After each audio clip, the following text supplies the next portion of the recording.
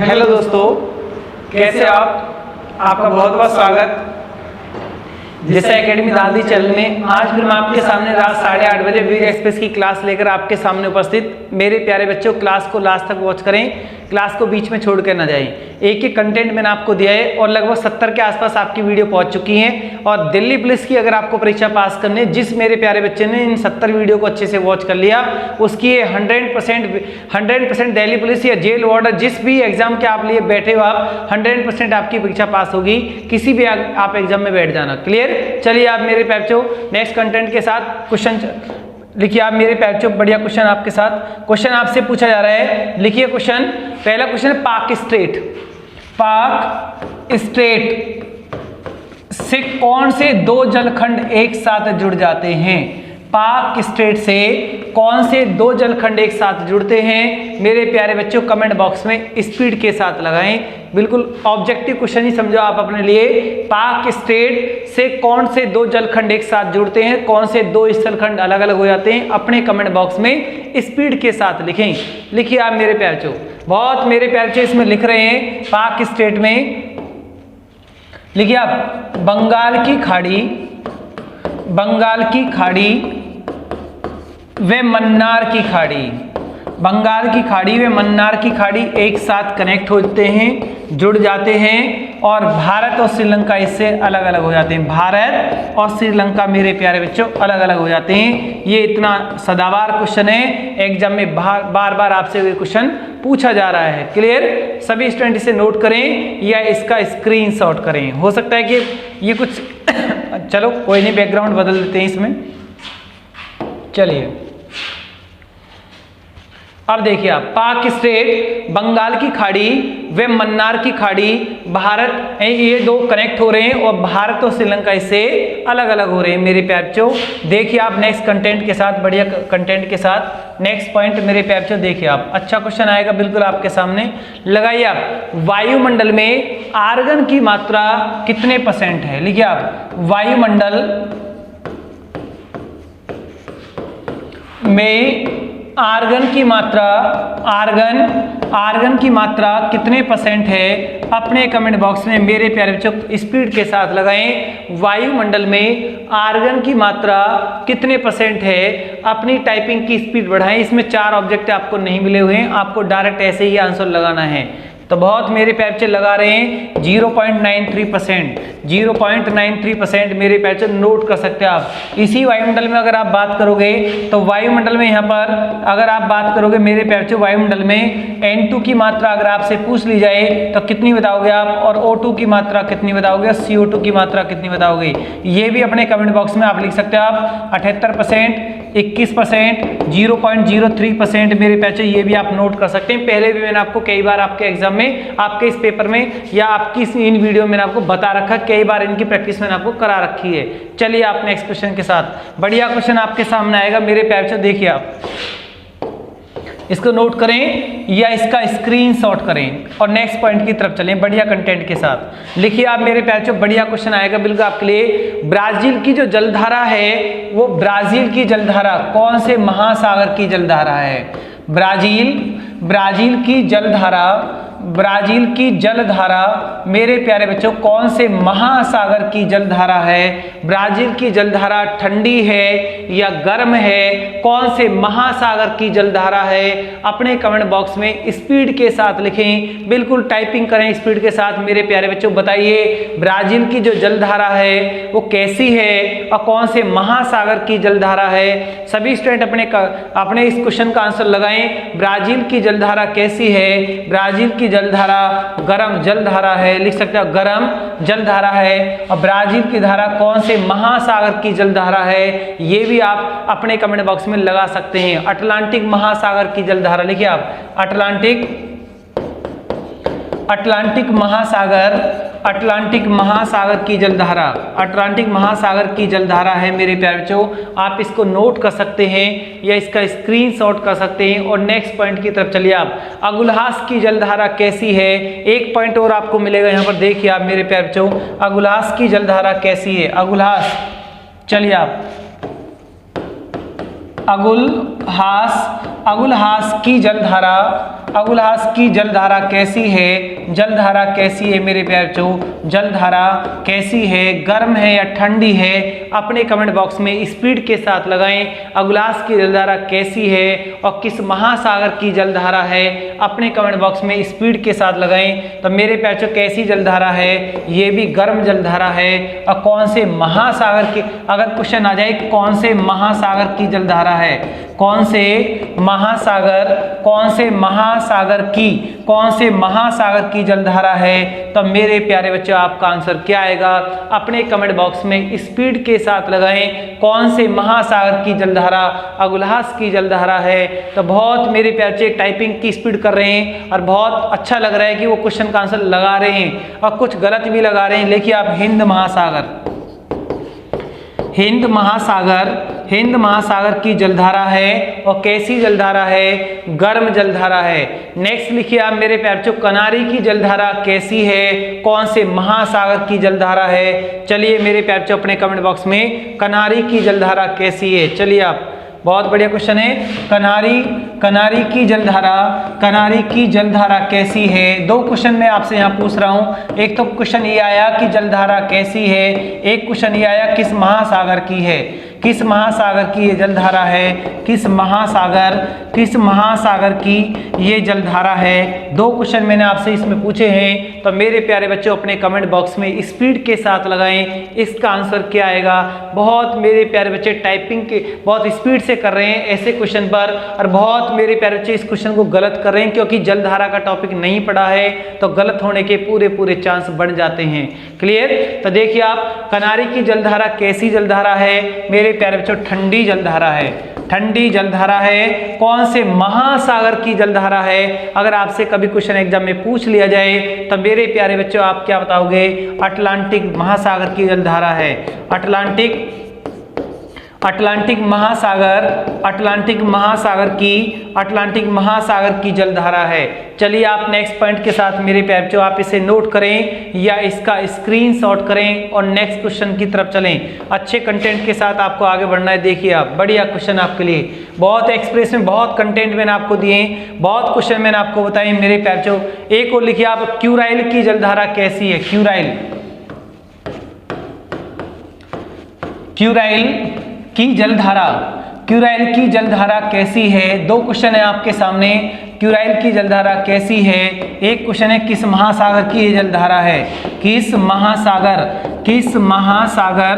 महासागर की ये जलधारा है? तो मेरे प्यारे बच्चों अपने कमेंट बॉक्स में स्पीड के साथ लगाएं। क्यूराइल की जो जलधारा कैसी है, किस महासागर की जलधारा है? लगाइए स्पीड के साथ और बताइए इन दोनों क्वेश्चनों के आंसर आप क्या लगा सकते हैं। आप, क्यूराइल की जलधारा मेरे प्यारे बच्चों ठंडी जलधारा है, ठंडी जलधारा है। और ये कौन से महासागर की जलधारा है? प्रशांत महासागर की जलधारा है। प्रशांत महासागर की जलधारा है मेरे प्यारे बच्चों, प्रशांत महासागर की जलधारा है। चलिए आप नेक्स्ट क्वेश्चन की तरफ चलते हैं बढ़िया कंटेंट के साथ। तो मेरे प्यारे बच्चों क्लास को लास्ट तक वॉच करें। एक एक क्वेश्चन आपके लिए बहुत इंपॉर्टेंट है और बहुत सारे क्वेश्चन आपके सामने ऐसे ऐसे आएंगे, बिल्कुल डिक्टो क्वेश्चन आएंगे, रिपीटेशन क्वेश्चन भी आ सकता है और नया क्वेश्चन भी आपके सामने आ सकता है। बहुत सब्जेक्ट के क्वेश्चन आपके सामने आएंगे। चलिए आप नेक्स्ट क्वेश्चन लिखिए। भारत में 5 बड़ी नदियों का क्रम आपको बताना है। भारत में पांच बड़ी नदियों का मेरे प्यारे बच्चों क्रम बताइए। लंबाई में बता दो आप। लंबाई में भारत में कौन कौन सी नदियों का क्रम लगाइए आप। भारत की सबसे लंबी नदी कौन सी है? सेकंड नंबर की कौन सी है? थर्ड नंबर की कौन सी है? तब मेरे प्यारे बच्चों 5 नदियों का क्रम बताना है। चलो मैंने आपको पहला क्रम बता दिया, गंगा। गंगा के बाद सेकंड नंबर की लंबाई किसके पास है? मेरे प्यारे बच्चों अपने कमेंट बॉक्स में स्पीड के साथ लगाएं, बहुत स्पीड के साथ लगाएं। बहुत मेरे प्यारे बच्चे लगा रहे हैं, लगाइए, मुझे आपके क्वेश्चन का आंसर का इंतजार है। लगाइए, टाइपिंग की स्पीड करिए, आप वेट मत करिए आपकी मैं ही क्वेश्चन का आंसर लगाऊंगा। आप भी लगाइए क्योंकि आप भी तो पढ़ रहे हो। आप एग्जाम तो आपको भी देना है, मेरे प्यारे बच्चों। आप इसको स्पीड के साथ लगाएं। लिखिए आप मेरे प्यारे बच्चों, गोदावरी। सेकंड नंबर क्या आएगा? गोदावरी आएगा। बहुत मेरे प्यारे बच्चों ने लगा दिया है, गंगा, गोदावरी, मेरे प्यारे बच्चों सतलज, और थर्ड नंबर पर, फोर्थ नंबर पर मेरे विचार कौन सी नदी आएगी बताइए आप। फोर्थ नंबर पर कृष्णा और उसके बाद ये आपकी आएगी यमुना। नंबर 4 पर कृष्णा, नंबर 5 पर आएगी यमुना। मेरे प्यारे चल लिखिए आप, ये क्रम भी है। यमुना अपना में एक सहायक नदी है। यमुना किस में जाकर गिरती है? यमुना गंगा में जाकर गिरती है। गोदावरी प्रायद्वीपीय भारत की सबसे बड़ी नदी कौन सी है? प्रायद्वीपीय भारत की सबसे बड़ी नदी कौन सी है? अगर आपसे क्वेश्चन पूछ लिया जाए, कई बार मैंने आपको विविध एक्सप्रेस में बताया है, प्रायद्वीपीय भारत की सबसे बड़ी नदी कौन सी है? गोदावरी है। गोदावरी नदी कहां से निकलती है? नासिक की पहाड़ियों से निकलती है। सतलज नदी कहां से निकलती है? मानसरोवर झील से निकलती है। कृष्णा नदी कहां से निकलती है? महाराष्ट्र की महाबलेश्वर की पहाड़ियों से निकलती है। महाराष्ट्र की महाबलेश्वर की पहाड़ियों से निकलती हैं। तो मेरे प्यारे बच्चों आप इनको नोट करें। जब गंगा की लंबाई लिखोगे तो 2510 है और उसकी 1465, 1440, 1400 और 1376। तो मेरे प्यारे बच्चों आप क्रम देखिए, गंगा के बाद कौन सी आएगी? गोदावरी। आप इसको नोट करें।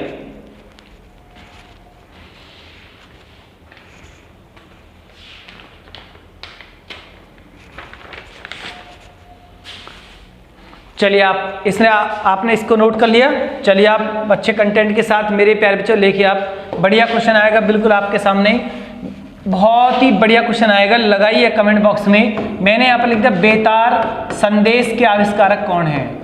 बेतार संदेश के आविष्कारक कौन है? तो मेरे प्यारे बच्चों अपने कमेंट बॉक्स में स्पीड के साथ लगाएं, बेतार संदेश के आविष्कारक कौन है। बहुत मेरे प्यारे बच्चे टाइपिंग की स्पीड को बढ़ा रहे हैं और बता रहे हैं कि इसके आविष्कारक कौन है। बहुत मेरे प्यारे बच्चों ने लगा दिए Markovnikov.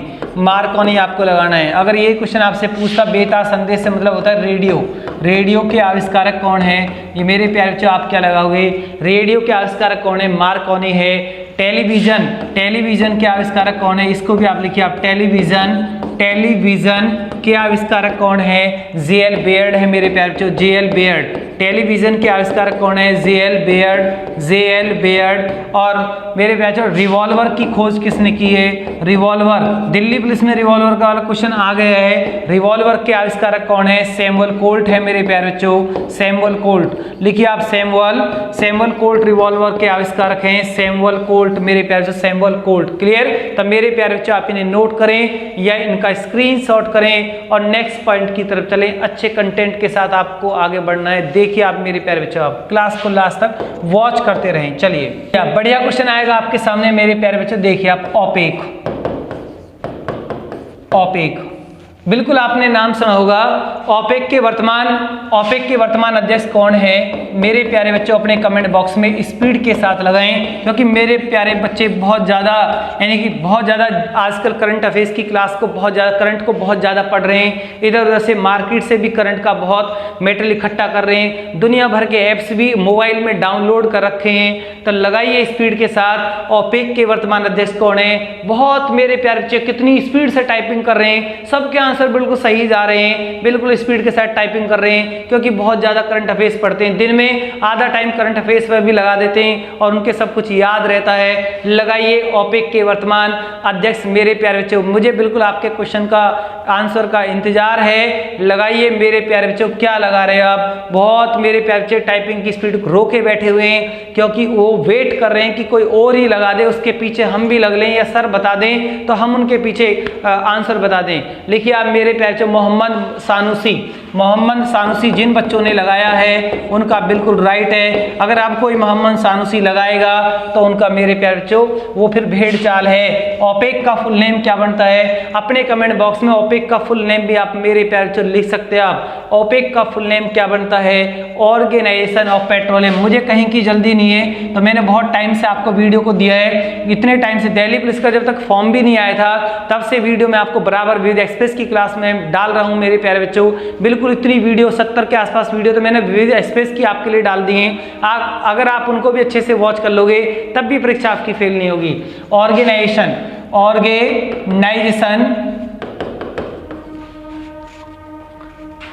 Of the petroleum exporting countries मेरे प्यारे बच्चों, आप इसे लिख सकते हो एक्सपोर्टिंग कंट्रीज। एक्सपोर्टिंग पेट्रोलियम निर्यातक देशों का संगठन है। ये वो देश इसमें आते हैं जो पेट्रोल को बेचते हैं, पेट्रोल का निर्यात करते हैं। और इसकी स्थापना 1957 में है, 1957।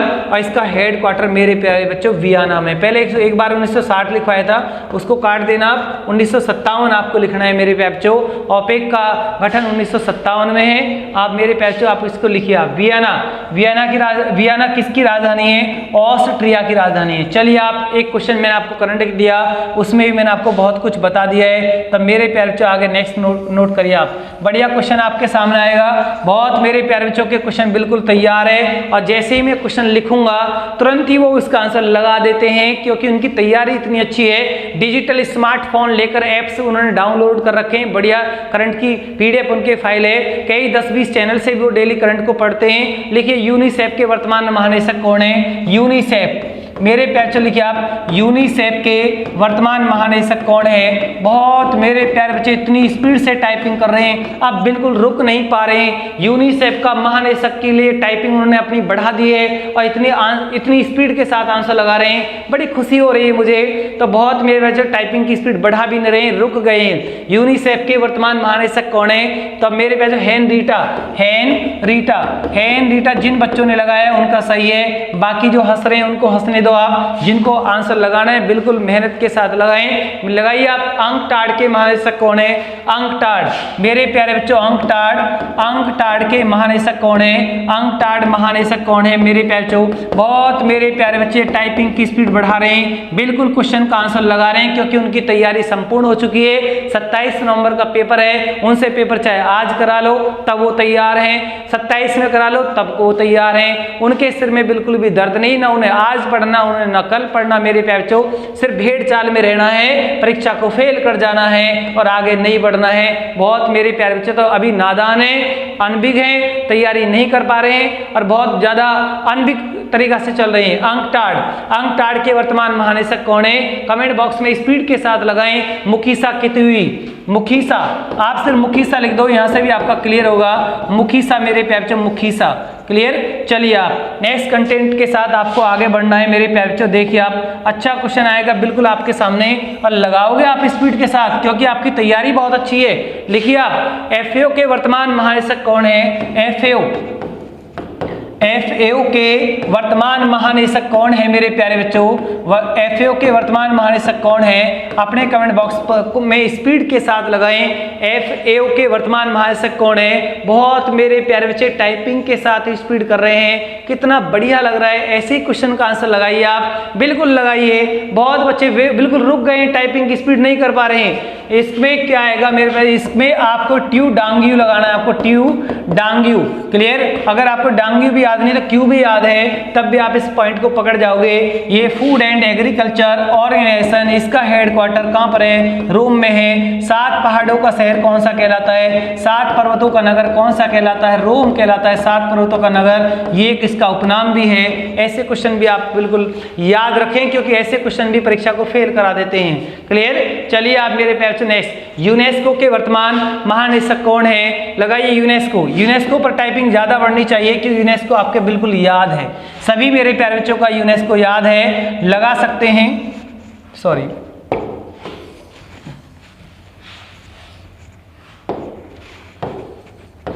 यूनेस्को महानिदेशक, कितना बढ़िया क्वेश्चन आपके सामने आया, और बहुत मेरे प्यारे बच्चे इस पर टाइपिंग की स्पीड बढ़ा रहे हैं, बड़ी खुशी मुझे हो रही है। लगाइए यूनेस्को वर्तमान महानिदेशक कौन है? Andre Azoulay.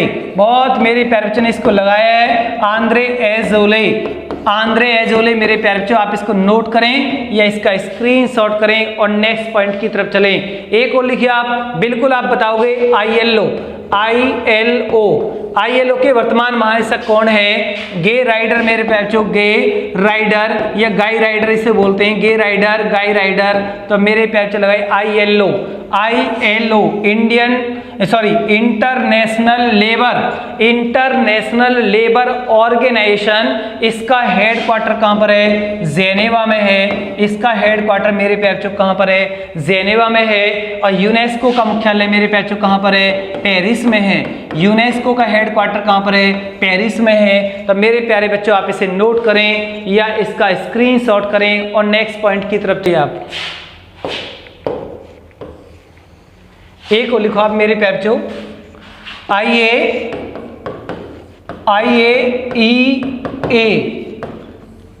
के वर्तमान अध्यक्ष कौन है?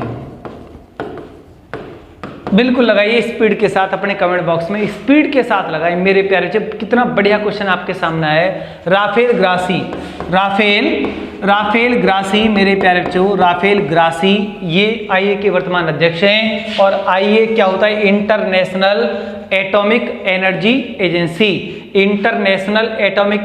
एजेंसी। और मेरे प्यारे बच्चों ये IAEA है, इसका जो मुख्यालय, इसका मुख्यालय भी कहाँ पर है? वियना में। कहाँ पर है? वियना में है मेरे प्यारे बच्चों, वियना। क्लियर? इसको नोट करें या इसका स्क्रीनशॉट करें और नेक्स्ट पॉइंट की तरफ चलें अच्छे कंटेंट के साथ मेरे प्यारे बच्चों। देखिए आप, चलिए एक क्वेश्चन और लिखो आप। भारतीय पुरुष फुटबॉल टीम कोच कौन है? भारतीय पुरुष फुटबॉल टीम कोच बताइए मेरे प्यारे बच्चों अपने कमेंट बॉक्स में स्पीड के साथ इस क्वेश्चन का आंसर लगाएं। मुझे आपके इस क्वेश्चन का आंसर का इंतजार है। भारतीय पुरुष फुटबॉल टीम कोच जो कोच हैं वो कौन है मेरे प्यारे बच्चों? अपने कमेंट बॉक्स में स्पीड के साथ लगाएं।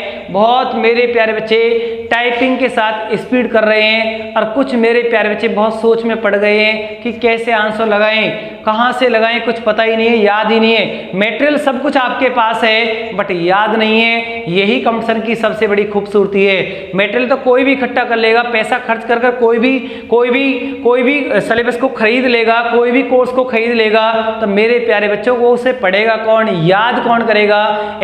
कोई भी किसी के सिलेबस को कैसे भी खरीद कर उठाकर पढ़ सकता है, लेकिन मेरे प्यारे बच्चों याद तो आपको ही करना है। किस तरीका से याद करना है, कैसे याद करना है, कैसे पॉइंट से पॉइंट को जोड़ना है, तो ये मेरे प्यारे बच्चों ये कहाँ से, ये कला कहाँ से आएगी? पैसे तो खर्च कर कोई कुछ भी कर सकता है, लेकिन याद आपको ही करना है, पढ़ना आपको ही है, सब कुछ आपको ही करना है, कनेक्ट आपको करना है पॉइंट को। तो मेरे प्यारे वही एक बड़ी खूबसूरती है। अगर जो बच्चा ये चीज सीख जाता है वो परीक्षा में फेल नहीं होता है। देखिए आप इगोर इस जो टीम हमारे जो अध्यक्ष हैं, टीम के जो कोच हैं वो है इगोर। कौन है? इगोर हैं। और कौन से देश से बिलोंग करते हैं? क्रोएशिया से बिलोंग करते हैं। कहां से? क्रोएशिया। ये क्रोएशिया से बिलोंग करते हैं। तो मेरे प्यारे बच्चे आप इसे नोट करें या इसका स्क्रीनशॉट करें और नेक्स्ट लिखिए हॉकी संघ कोच कौन है। अब इसमें लिखोगे आप हॉकी के कोच कौन है। यहाँ पर भारतीय पुरुष फुटबॉल लिखा था, यहाँ पर आपने फुटबॉल हटा दो यहाँ से। अब लिखोगे आप हॉकी कोच यहाँ पर कौन है। हॉकी के कोच यहाँ पर कौन है मेरे प्यारे बच्चों? भारतीय पुरुष हॉकी टीम कोच कौन है। अब इसका आंसर मेरे प्यारे बच्चों आप क्या लगाओगे? अपने कमेंट बॉक्स में स्पीड के साथ लगाएं। बहुत मेरे प्यारे बच्चे टाइपिंग की स्पीड नहीं कर पा रहे हैं क्योंकि याद ही नहीं है। तो याद ही नहीं है, एक ने लगा दिया उसके पीछे चाल चल रही है। क्लियर? हॉकी टीम कोच कौन है? ग्राहम रीड है मेरे प्यारे बच्चों। ग्राहम रीड है। तो मेरे प्यारे बच्चों आप इनको नोट करें या इनका स्क्रीनशॉट करें और नेक्स्ट पॉइंट की तरफ चले, अच्छे कंटेंट के साथ आगे बढ़ने की कोशिश करें। चलिए आप मेरे प्यारे बच्चों आप चलिए नेक्स्ट पॉइंट आपके लिए, भारतीय ओलंपिक संघ अध्यक्ष कौन है। कितना बढ़िया क्वेश्चन। भारतीय ओलंपिक संघ अध्यक्ष कौन है। तो मेरे प्यारे बच्चों आप सोचकर इसका आंसर लगाएं, बिल्कुल स्पीड के साथ लगाएं। लगाइए आप मेरे प्यारे बच्चों, क्या आपने इसका आंसर लगाया? बिल्कुल स्पीड के साथ लगाना है। नरेंद्र ध्रुव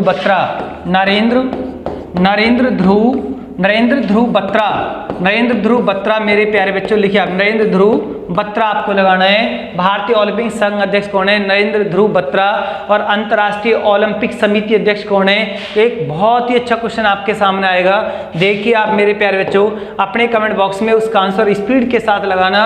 अंतर्राष्ट्रीय ओलंपिक समिति अध्यक्ष कौन है? अंतर्राष्ट्रीय ओलंपिक समिति अध्यक्ष, ओलंपिक समिति अध्यक्ष, तब मेरे प्यारे बच्चों आप कमेंट बॉक्स में स्पीड के साथ लगाएं, इसका आंसर क्या आएगा। बहुत मेरे प्यारे बच्चे टाइपिंग की स्पीड बढ़ा रहे हैं लेकिन बढ़ नहीं पा रही है, क्योंकि मेरे प्यारे बच्चे क्या कर रहे हैं, नए के चक्कर में लगे हुए हैं, पुराना सब कुछ भूलते जा रहे हैं, ऐसे परीक्षाएं पास नहीं होती हैं। तब मेरे प्यारे बच्चों एक परीक्षा को पास करने के लिए आपकी सही डायरेक्शन, सही ट्रैक, सही तालमेल, सही पॉइंट से पॉइंट को कनेक्ट करना ये बिल्कुल बहुत जरूरी होता है। ये नहीं कि आपने मेटल को इकट्ठा कर लिया, याद नहीं हो पा रहा है, तनाव आ रहा है, इसे भी पढ़ लूं, इसे भी पढ़ लूं, ऐसे परीक्षाएं पास नहीं होती। हमको लगता है कि हम बहुत ज्यादा मेहनत कर रहे हैं, लेकिन हमको हमको इस चीज की पहचान नहीं हो पाती कि हम गलत दिशा में मेहनत कर रहे हैं, सही डायरेक्शन में हम नहीं चल पा रहे हैं। उसका पता चलता है जब आप परीक्षा में फेल हो जाते हो, जब एक साल आपकी बर्बाद होती है,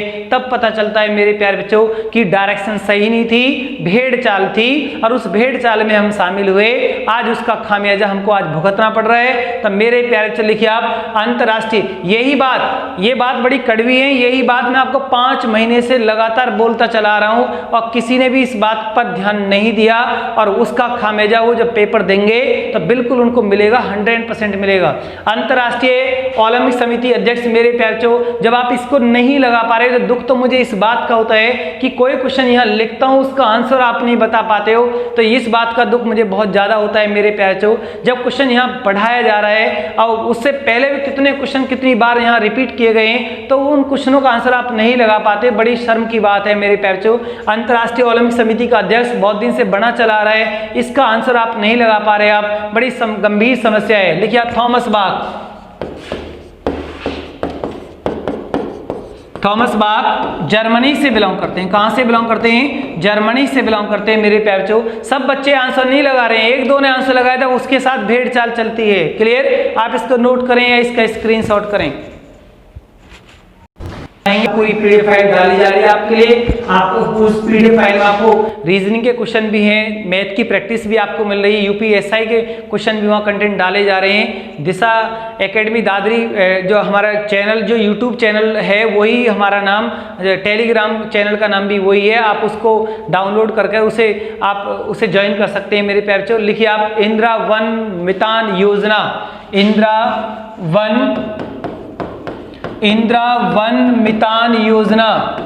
वन मितान योजना मेरे प्यारे बच्चों, बताइए कौन से राज्य सरकार की ये योजना है? इंदिरा वन मितान योजना कौन से राज्य सरकार की ये योजना है? अपने कमेंट बॉक्स में स्पीड के साथ लगाएं, आंसर क्या आएगा मेरे प्यारे बच्चों आपका, बिल्कुल लगाइए स्पीड के साथ, टाइपिंग की स्पीड को बढ़ाइए आप।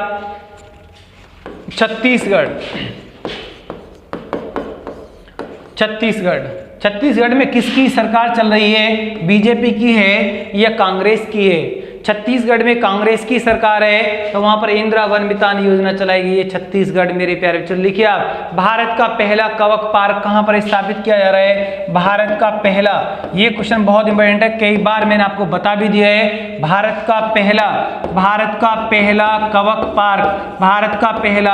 कवक पार्क मेरे प्यारे बच्चों, बताइए कहां पर प्रस्तावित किया जा रहा है, कौन से राज्य में इसको बनाया जा रहा है? टाइपिंग की स्पीड जरूर बढ़ाएं, क्योंकि मैंने आपको एक पॉइंट बताया है, बिल्कुल लगाइए आप। उत्तराखंड के पिथौरागढ़ जिले में, उत्तराखंड, लिखिए आप उत्तराखंड के पिथौरागढ़ जिले में मेरे प्यारे बच्चों, उत्तराखंड के पिथौरागढ़ जिले में आपसे क्वेश्चन कवक कह के पूछ सकता है, लाइकेन कह के पूछ सकता है। लाइकेन का पहला पार्क कहां पर स्थापित किया जा रहा है? तो मेरे प्यारे बच्चों आप क्या बताओगे? उत्तराखंड के पिथौरागढ़ में। चलिए आप करंट के क्वेश्चन मैंने आपको आज बहुत दिए, आगे वो नेक्स्ट पॉइंट पर चर्चा करते हैं। चलिए आप मेरे प्यारे बच्चों अच्छे कंटेंट के साथ आपको आगे बढ़ना है। लिखिए आप, चलो एक बहुत दिन से एक पॉइंट, चलो आज एक क्लिप देता हूं मैं आपको मोहम्मद बिन तुगलक पर।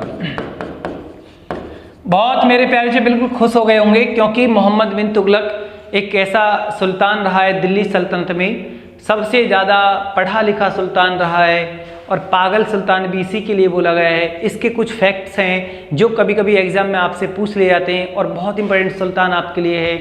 और यहाँ से जब क्वेश्चन आता है तो किसी मेरे प्यारे बच्चे का कोई क्वेश्चन गलत नहीं होना चाहिए। जिन मेरे प्यारे बच्चों ने मुझसे ऑफलाइन में सब कुछ क्लासें पढ़ी हुई हैं या दिल्ली साइट पर जो मैंने इतिहास पढ़ा है वहाँ से पढ़ी है, तो मेरे प्यारे बच्चों जैसे जैसे मैंने आपको पढ़ा है ऐसे ही क्वेश्चन आपको बिल्कुल डिक्टो एग्जाम में रखा मिलेगा। आपका बिल्कुल भी गलत नहीं होगा, किसी भी सूरत में आपका कोई क्वेश्चन गलत नहीं होगा। फिर भी मैं एक बार इसको रिपीट कर देता हूँ यूट्यूब पर भी मेरे प्यारे बच्चों के लिए, किसी मेरे प्यारे बच्चे का यहाँ से कोई क्वेश्चन आए तो गलत नहीं होना चाहिए। तो मोहम्मद बिन तुगलक का मैंने आपसे पूछ लिया, बचपन का नाम आपको बताना है, इस सुल्तान का बचपन का नाम क्या था। तो मेरे प्यारे बच्चों आपने क्या अपने कमेंट बॉक्स में स्पीड के साथ लगाएं, मोहम्मद बिन तुगलक का बचपन का नाम क्या था। अब देखिए कितने मेरे प्यारे बच्चे टाइपिंग की स्पीड बढ़ाते हैं, क्योंकि इतिहास के तो पूरे खिलाड़ी हैं, बिल्कुल क्वेश्चन का आंसर लगा सकते हैं एक एक दम भर कर। क्यों?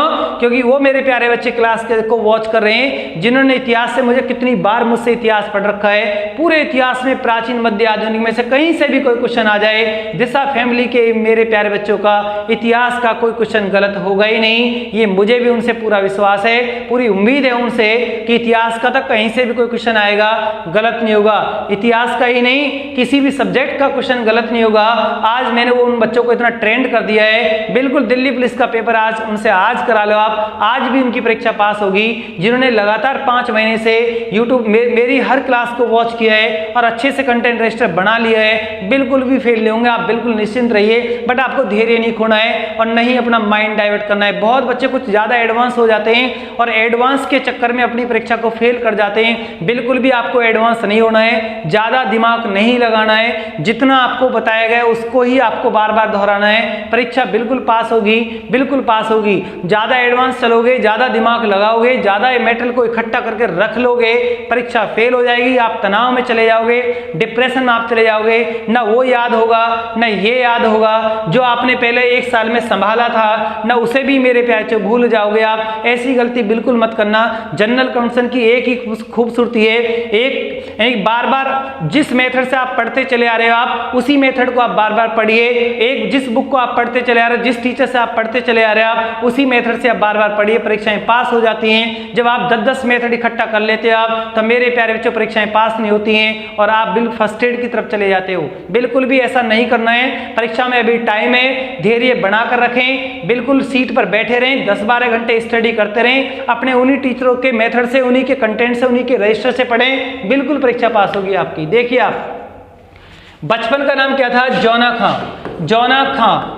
मेरे प्यारे से कोई भी पोर्शन आपका कमजोर है तो आप कमेंट बॉक्स में, यूट्यूब के कमेंट बॉक्स में लिख सकते हो, सर जी विद एक्सप्रेस की क्लास में ये पोर्शन थोड़े से कमजोर चल रहे हैं, मैं उन पर आपके लिए क्लिप लेकर आ सकता हूं, इतना मैं आपके लिए कर सकता हूं।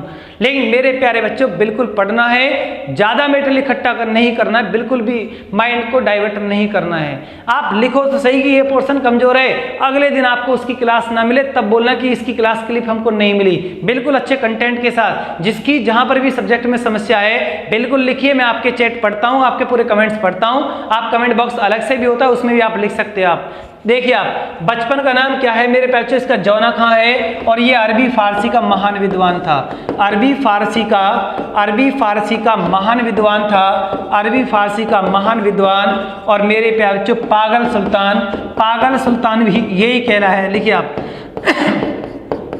पागल सुल्तान भी यही कहलाया है। और जनता के खूनों का प्यासा, जनता के खूनों का प्यासा, मेरे प्यारे बच्चों जनता के खूनों का प्यासा भी यही सुल्तान कहलाया है। जनता के खूनों का प्यासा भी यही कहलाया है। और दिल्ली से राजधानी कहाँ लेकर चला गया? दिल्ली से राजधानी इसने कहाँ बदल दी?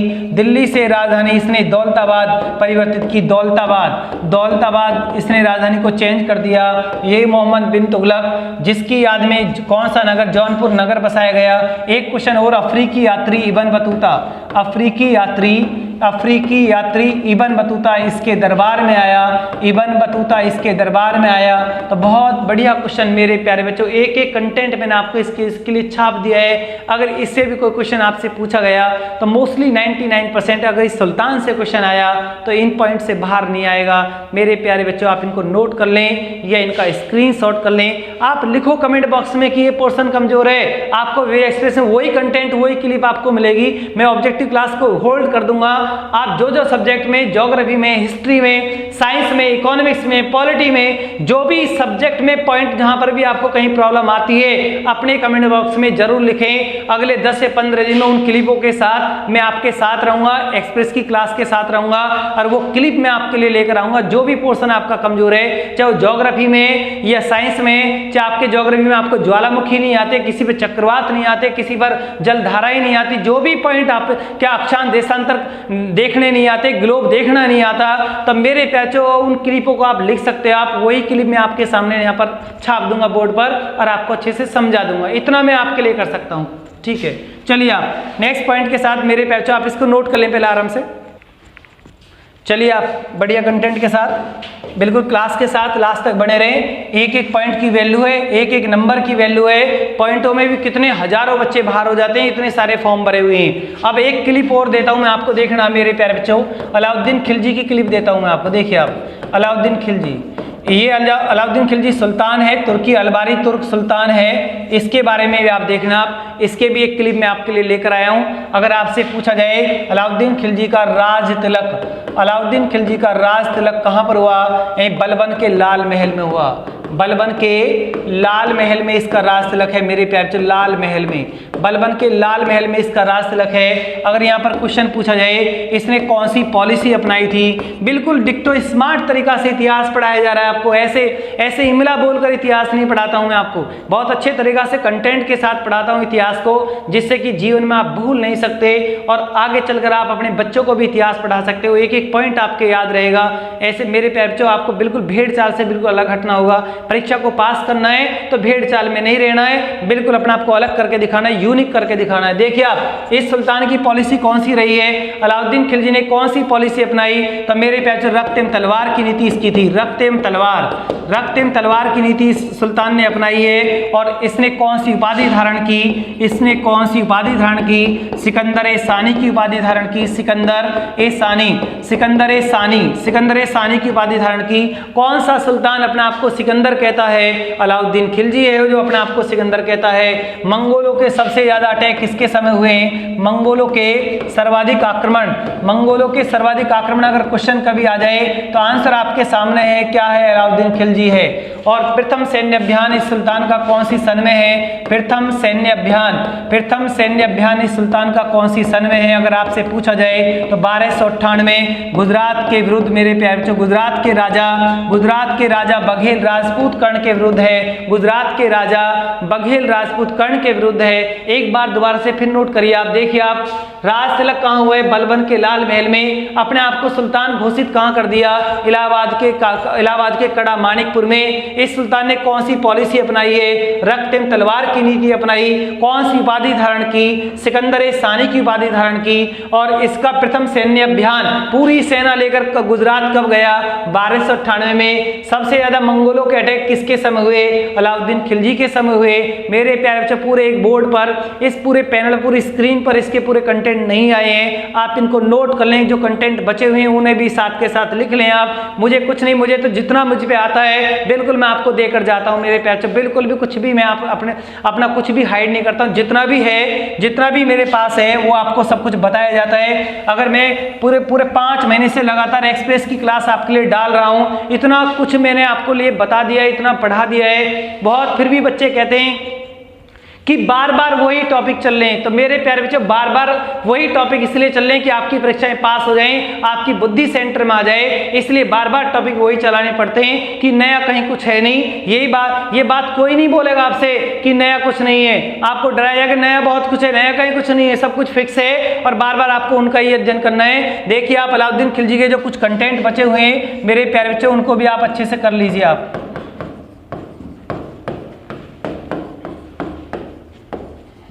इसके कुछ कंटेंट हो रहे हैं उनको भी देख लो आप। जैसे सैनिक प्रणाली, सैनिकों को नगद वेतन, चलो ऐसे लिखिए आप, सैनिकों को नगद वेतन मेरे प्यारे बच्चों किसने दिया है? अलाउद्दीन खिलजी ने दिया है। सैनिकों को नगद वेतन, राशनिंग व्यवस्था, कितने बढ़िया कंटेंट सीधे आपको रखे जा रहे हैं, बिल्कुल इमला नहीं बोला जा रहा है, इमला की तरह मैं पढ़ाता भी नहीं हूँ। सैनिकों को नगद वेतन सबसे पहले किसने दिया है? अलाउद्दीन खिलजी ने दिया है। राशनिंग व्यवस्था किसकी रही है? अलाउद्दीन खिलजी की रही है। बाजार नियंत्रण व्यवस्था किसकी रही है? बाजार को कंट्रोल किसने किया है? बाजार नियंत्रण व्यवस्था लागू कराई किसने कराई? अलाउद्दीन खिलजी ने कराई। घोड़े दागने की प्रथा भी किसकी रही है? घोड़े दागने की प्रथा किस सुल्तान की रही है? अलाउद्दीन खिलजी की रही है। और अलाई दरवाजा किसने बनवाया? अलाई दरवाजा किस सुल्तान की देन है? तो मेरे प्यारे बच्चों आपका आंसर क्या आएगा? अलाई दरवाजा दिल्ली में है, अक़ुव्वत उल इस्लाम मस्जिद का दरवाजा है, किस सुल्तान की देन है? अलाउद्दीन खिलजी की देन है। तो मेरे प्यारे बच्चों लिखिए आप, अलाउद्दीन खिलजी और मोहम्मद बिन तुगलक दोनों सुल्तानों पर मैंने आपको पूरा डिस्कस इस एक्सप्रेस की क्लास में कर दिया है, और करंट के अफेयर्स के क्वेश्चन भी मैंने आपको दिए। तो मेरे प्यारे बच्चों कोई भी पॉइंट मैं छोड़ता नहीं, जितना मुझ पे आता है उतना मैं आपको बिल्कुल पूरा अपना बेस्ट देकर जाता हूं। आप उसे नोट करें, ये इसका स्क्रीनशॉट करें। और नेक्स्ट मेरे प्यारे बच्चों चलिए आप बढ़िया कंटेंट के साथ आगे बढ़ना है, बिल्कुल अच्छे कंटेंट के साथ चलिए। लिखिए आप नेक्स्ट लिखिए मेरे प्यारे बच्चों, कुछ अनुच्छेद पर मैं आपको यहाँ जिक्र करता हूँ, आर्टिकल कुछ अनुच्छेद देखने हैं आपको मेरे प्यारे बच्चों, और आपको बताना है कि कौन से आर्टिकल में। फिर आप बोलते हैं कि बार बार आर्टिकल, ये इसीलिए आर्टिकल बताए जा रहे हैं जिससे कि आप भूल ना जाओ, बार बार आपके याद रहें। एग्जाम तक मैं बार बार आपके सामने आता रहूँगा, इन्हीं टॉपिकों को लेकर आता रहूँगा। ये मेरी मजबूरी है, मेरी मजबूरी इसलिए है कि मुझे अपने प्यारे बच्चों को पास कराना है, और पास कराने का फंडा जो मैं जानता हूँ, मुझे सब कुछ पता है कि कैसे याद कराया जाता है, कैसे पॉइंट को दोबारा से बोर्ड पर लेकर आया जाता है, इसलिए मैं बार बार इन पॉइंटों को लेकर आता हूं। बिल्कुल मेरी आलोचना होती है कि मैं बार बार उस पॉइंट को लेकर कभी कभी आ जाता हूं। बहुत बच्चे एटीट्यूड में सेकी में रहते हैं, लेकिन मेरे प्यारे बच्चों उनकी भी परीक्षाएं पास हो जाती हैं। देखिए आप मेरे प्यारे बच्चों, लिखिए आप, अगर मैंने आर्टिकल में यहाँ 74 लिख दिया, 74 का फर्स्ट लिख दिया, तो अपने कमेंट बॉक्स में स्पीड के साथ लगाएं, करिए आप अपनी प्रैक्टिस। 74 के फर्स्ट में क्या लिखा हुआ है लगाइए स्पीड के साथ। 74 के फर्स्ट में क्या लिखा हुआ है मेरे प्यारे बच्चों लगाइए स्पीड के साथ। मैंने आपको ये आर्टिकल दिया, मैंने आपको आर्टिकल नंबर 15 दिया है, 15 में लगाइए, इस 15 में क्या लिखा हुआ है। आर्टिकल नंबर 108 में मैंने आपको दिया है, कराइए आप जल्दी से जल्दी। 111 में आप बताइए, 123 में आप बताइए, मेरे प्यारे बच्चों 280 में आप बताइए, 280 नंबर आर्टिकल में क्या है। तो मेरे प्यारे बच्चों आप इनको स्पीड के साथ लगाएं, जितने भी आर्टिकल मैं आपसे पूछ रहा हूँ। 110 में क्या लिखा हुआ है, 110 में क्या लिखा हुआ है, आर्टिकल 54 में क्या लिखा हुआ है, आर्टिकल 66 में क्या लिखा हुआ है। कौन कहता है कि परीक्षा पास नहीं होगी? परीक्षा पास होगी तो दिशा प्लेटफॉर्म से पास होगी, मेरा आपसे बिल्कुल वादा है। जिन मेरे प्यारे बच्चों ने पूरे लॉकडाउन में दिशा की वेबसाइट से जुड़े रहे, दिशा के यूट्यूब से जुड़े रहे, उन मेरे प्यारे बच्चों का दिल्ली पुलिस में कोई क्वेश्चन गलत नहीं होगा। जितने भी आपने एक्सप्रेस की क्लास में रजिस्टर को मेंटेन कर लिया है, अच्छे से पढ़ लिया है, उनको बिल्कुल डिक्टो क्वेश्चन वहां रखा मिलेगा, बिल्कुल डिक्टो मिलेगा मेरे। अगर आपने मेहनत की, सही में आपने रियली में मेहनत की है और क्लास को लास्ट तक वॉच किया है, क्लास को बीच बीच में छोड़कर भाग गए हो तो उसमें जिम्मेदारी मेरी नहीं है, पढ़ना आपको पड़ेगा, गाइडेंस मेरी है। मैं आपको सिर्फ गाइड कर सकता हूं, बता सकता हूं कि आपको इस तरीके से पढ़ना है, ऐसे याद करना है। मैं तो आपके साथ साथ याद भी आपके करा रहा हूं मेरे प्यारे बच्चों, लेकिन आप बिल्कुल बहुत लापरवाही कर रहे हो। आप जब आप लापरवाही कर रहे हो तो उसका खामियाजा आपको भुगतना ही पड़ेगा, बिल्कुल भुगतना पड़ेगा। उसके बाद फिर आप तैयारी पर लगोगे। देखो आप आर्टिकल नंबर 123 में क्या लिखा हुआ है लगाइए कमेंट बॉक्स में स्पीड के साथ, जो पूछा जाए वो बताओ आप। 123 में क्या है? 123 में राष्ट्रपति द्वारा अध्यादेश जारी है, राष्ट्रपति द्वारा अध्यादेश जारी। राष्ट्रपति कौन से अनुच्छेद में अध्यादेश जारी करता है? लिखवाऊंगा नहीं, ऑरली ऐसे ही बोलूंगा आपके सामने, क्योंकि सब कुछ लिखा हुआ है, सब कुछ आपको बता दिया है। आर्टिकल नंबर 123 में क्या है?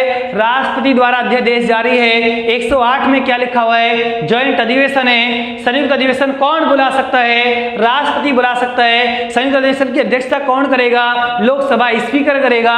यह प्रावधान भारतीय संविधान के कौन से आर्टिकल में है? 108 में है। आर्टिकल नंबर 111 में क्या है, राष्ट्रपति द्वारा विधेयकों को अनुमति, राष्ट्रपति विधेयकों को अनुमति का जो प्रावधान है वो भारतीय संविधान के कौन से आर्टिकल में है, 111 में है। आइए 280 की तरफ, वित्त आयोग का गठन, वित्त आयोग का गठन कौन से आर्टिकल में है, 280 में है। अनुच्छेद 15 में क्या है, किसी भी धर्म मूल वंश जाति के बीच कोई भेदभाव नहीं होना चाहिए, तो अनुच्छेद 15 में लिखा हुआ है धर्म मूल वंश जाति के लिए। आर्टिकल में 66 में क्या है, 66 और 54 में मेरे प्यारे बच्चों कंपेयर करिए आप, ये फंडा है, तरीका है पढ़ाने का, एक पॉइंट से पॉइंट को जोड़ने का तरीका है।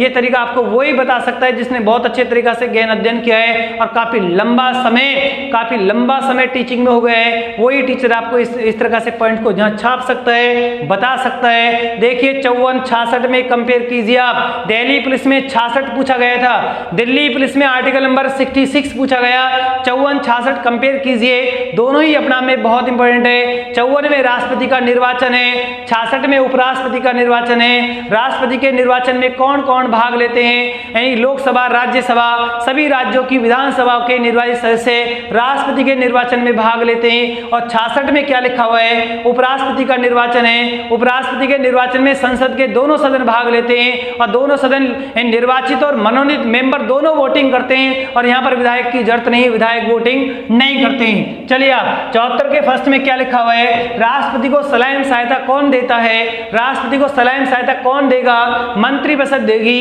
ये प्रावधान कौन से आर्टिकल में है, 74 में है। आर्टिकल नंबर 110 में क्या है, आर्टिकल नंबर 110 में क्या लिखा हुआ है, धन विधेयक की परिभाषा लिखी हुई है। धन विधेयक कौन से सदन में पारित होता है, धन विधेयक लोकसभा में पारित होता है। धन विधेयक की फाइल राज्यसभा में कितने दिनों के लिए जाती है, धन विधेयक की फाइल राज्यसभा में 14 दिनों के लिए जाती है। अगर 14 दिन में राज्यसभा के मेंबरों ने साइन कर दिए तो ठीक है, वरना धन विधेयक ऑटोमेटिक पास माना जाता है। धन विधेयक कौन से सदन में पारित होता है, लोकसभा में पारित होता है, क्योंकि लोकसभा क्या है, वो जनता का लोकप्रिय सदन है। जनता के द्वारा जो प्रतिनिधि चुनकर जाता है वो लोकसभा का मेंबर जाता है, लोकसभा का मेंबर जाता है। कोई विधेयक, एक क्वेश्चन और मैं आपको दूंगा, कोई विधेयक धन विधेयक है या नहीं, इस बात की पुष्टि कौन करता है, कोई विधेयक धन विधेयक है या नहीं, इस बात की पुष्टि कौन करेगा।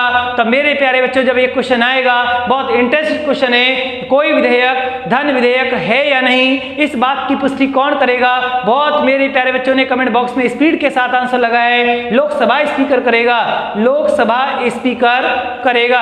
क्लियर। और धन विधेयक को कौन रखवाएगा, कौन धन विधेयक के लिए कौन प्रेरित करेगा कि धन विधेयक बनना चाहिए, राष्ट्रपति, और उसको प्रमाणित कौन करता है, स्पीकर। तो मेरे प्यारे बच्चों, आप इनको नोट करें या इनका स्क्रीनशॉट करें। बड़े अच्छे कंटेंट के मैंने आपको आर्टिकल बताए, ये आर्टिकल आपके बिल्कुल क्लियर रहने चाहिए। देखिए आप और आर्टिकल अभी देखिए इसमें नेक्स्ट। अब आप बोलोगे बिल्कुल कुछ तो थोड़े से ये भी हो गए हैं कि क्वेश्चन का आंसर नहीं बताया है, सिर्फ लेक्चर दिया है, क्योंकि पहले मैंने आपको सब कुछ लिखवा रखा है। अगर आपको ये सब कुछ लिखना है कि तो यूट्यूब पर मेरे प्यारे बच्चों 14 वीडियो संविधान की डली हुई है, सब कुछ लिखा हुआ है, वहां से आप उनको नोट कर लें। मैंने सिर्फ आपको समझाया है, एक्सप्रेस की क्लास है, कभी कभी तो इसे एक्सप्रेस भी हो जाने दो, क्योंकि क्लिप मैंने आपको अलाउद्दीन खिलजी पर भी दी है और मोहम्मद बिन तुगलक पर भी आज क्लिप लिख कर दी है। तो मेरे प्यारे बच्चों, कुछ लेक्चर ऐसे भी होते हैं जो आपने पहले पढ़ लिए, उन पर सिर्फ आपको सिर्फ पॉलिश करनी होती है। वो आपकी सिर्फ जैसे जूता पर पॉलिश करते हैं, तो आपकी ये पॉलिश हो रही थी। आपने इन आर्टिकल को बताया, बहुत अच्छा लगा। देखिए आप मेरे प्यारे बच्चों, आप नेक्स्ट पॉइंट की तरफ देखिए, आप अच्छे कंटेंट के साथ और भी आर्टिकल आप बता सकते हो। आप जैसे मैंने आपसे पूछा अनुच्छेद 17 में क्या है, 243 में क्या है, 343 में क्या है, मिलते जुलते देखिए आप। 368 में क्या है, 368 में क्या है, और मेरे प्यारे बच्चों इसमें लिखोगे आप आर्टिकल नंबर 85 में क्या है, आर्टिकल नंबर 79 में क्या है, 79 में क्या है, आर्टिकल नंबर 57 में क्या है, 57, और आर्टिकल नंबर 39 के क में क्या है, और आर्टिकल नंबर 38 में क्या है, आर्टिकल नंबर 40 में क्या है। ये ऐसे ही नहीं छाप दिए मेरे प्यारे बच्चों, पेपर में इनमें से ही पूछा जाएगा। ये मैंने ऐसे ही उठाकर नहीं रख दिए कि वैसे ही उठाकर रख दिया आपसे पूछने की वजह से ही पेपर में आएगा। तो मेरे प्यारे बच्चों इनमें से ही आपसे पूछा जाएगा। तो मेरे प्यारे बच्चों देखिए, आप इन पर भी एक बार डिस्कस कीजिए। आप इनमें से भी आपको आर्टिकल 100% एग्जाम में रखा मिलेगा। देखिए आप आर्टिकल नंबर 57 में क्या है, क्या एक राष्ट्रपति दोबारा राष्ट्रपति बन सकता है? क्या एक राष्ट्र 57 पर नजर मारिए आप, 57 है राष्ट्रपति का पुनर्निर्वाचन। 57 में क्या लिखा हुआ है? राष्ट्रपति का पुनर्निर्वाचन लिखा हुआ है। आर्टिकल नंबर 17 में क्या है?